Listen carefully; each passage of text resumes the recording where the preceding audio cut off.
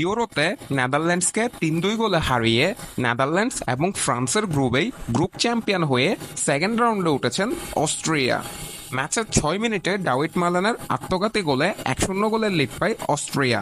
তবে কোডে গাপকো ৪৭ মিনিটে ১-১ সমতা ফেরায় ম্যাচে। এরপর রবার্ট স্মিথ ৫৯ মিনিটে আবারও ২-১ গোলের লিড এনে দেয় অস্ট্রিয়াকে।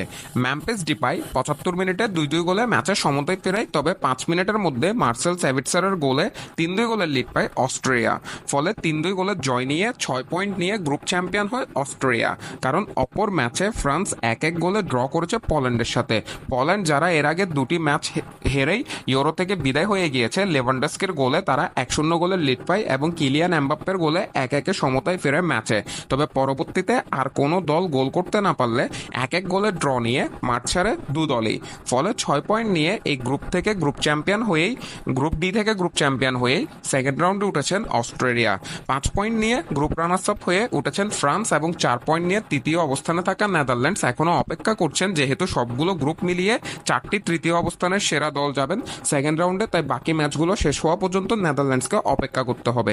যদিও তাদের পয়েন্ট ৪ এবং তাদের গোল ডিফারেন্স ০, তাই তাদের ওঠার সম্ভাবনা রয়েছে অন্য গ্রুপের দলগুলোর তুলনায়।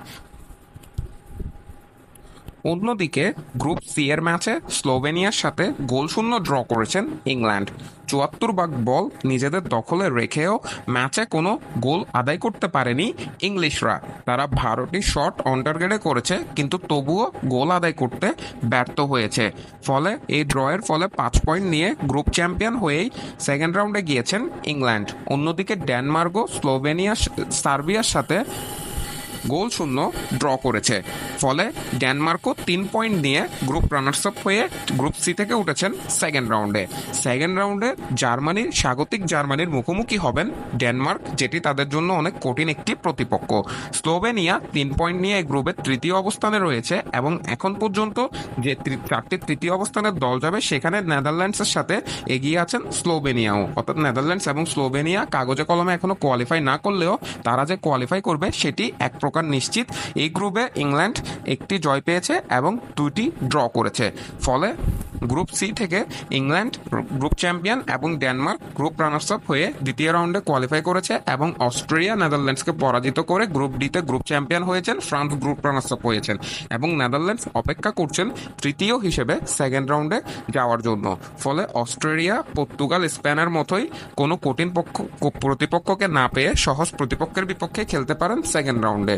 তবে ডেনমার্ক গ্রুপ রানার্স আপ হওয়ার কারণে তারা পেয়েছেন স্বাগতিক জার্মানিকে এবং তাদের বিপক্ষে তারা সেকেন্ড রাউন্ডে খেলবেন। মাহের আহমেদ মাহি, এমএস টিংবার্স।